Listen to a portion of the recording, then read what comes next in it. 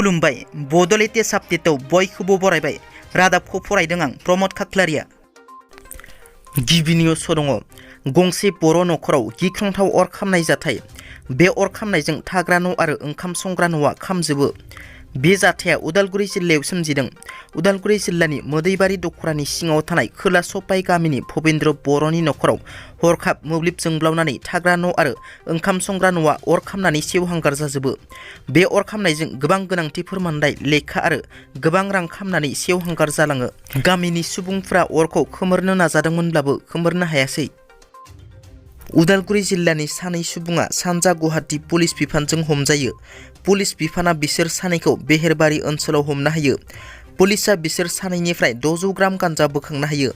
हमजानाय सानैखौ उदालगुरि जिल्ला माजबाटनि दिनेश दैमारि आरो सुरेन हायनारि होननानै सिनायथिनाय जादों।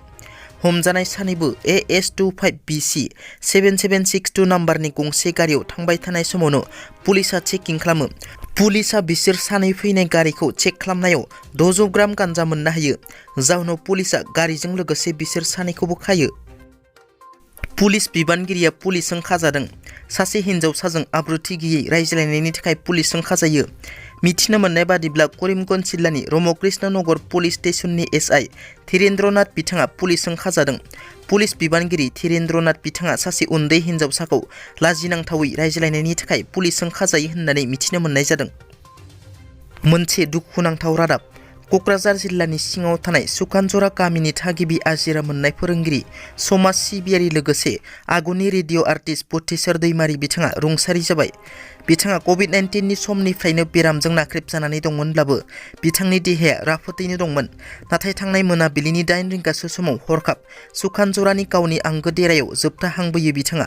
बटेश्वर दैमारि बिथाङा 70 बोसोर बैसोआव अरायनि थाखाय बे बुहुमनिफ्राय आनज्रायलाङो।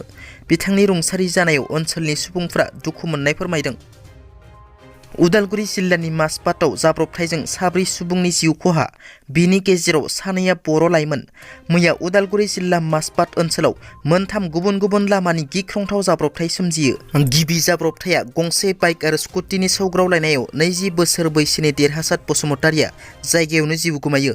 बे जाथायावनो 18 बोसोर बैसोनि रिमि दैमारि आरो 30 बोसोर बैसोनि रन्जन किस्कुआ गोब्राब जखम जायो। गोब्राब जखम जानाय सानैखौ तेजपुर मेडिकेल कलेजाव थिसननाय जायो। बे जाथायनि खौरां मोननानै जाथाय थिलिसिम थांबाय थानाय समावनो पुलिसनि बलेर' गारिजों गंसे बाइकआ सौग्रावफैयो। जाउनाव बाइक सालायगिरि 22 बोसोर बैसोनि निजुमसा बसुमतारिया जायगायावनो जिउ गोमायो। बिनि अनगायै गुबुन मोनसे एबा थामथि जाब्रबथाया माजबाटनि मुरकान्ति गामियाव सोमजियो। बलेर' पिकआप गारिजों सौग्रावनानै 19 बोसोर बैसोनि जितेन प्रजा आरो 30 बोसोर बैसोनि राकेश उरांआ जायगायावनो जिउ गोमायो। BTC नि सोलोंथाइ बिफाना BTC ओनसोलनि फरायसाफोरनि थाखाय मोनसे मोजां खाबु फोसावदों। सेबा आरो AHSE जों खुंजानाय HSLC, AHM आरो HS आनजादाव पजिसन मोननो हानाय फरायसाफोरनो BTC सरकारनिफ्राय 2 लाख रां होनाय जागोन। IIT आव मुं थिसन्नो जायगा मोननाय साफ्रोमबो फरायसाफोरनो 2 लाख रां होनाय जागोन। लोगोसेनो एम्सआव MBBS फरायनो मुं थिसन्नो जायगा मोननाय साफ्रोमबो फरायसाफोरनो BTC सरकारनिफ्राय 2 लाख रां होनाय जागोन। दिनैनि रादाबा एसेनोसै। नोंथांमोना जुदि आंनि रादाबखौ खोनासंनानै मोजां मोनदोंब्ला अन्नानै लाइक, शेयार आरो साबस्क्राइब खालामनो दाबाव। गोजोन्थों।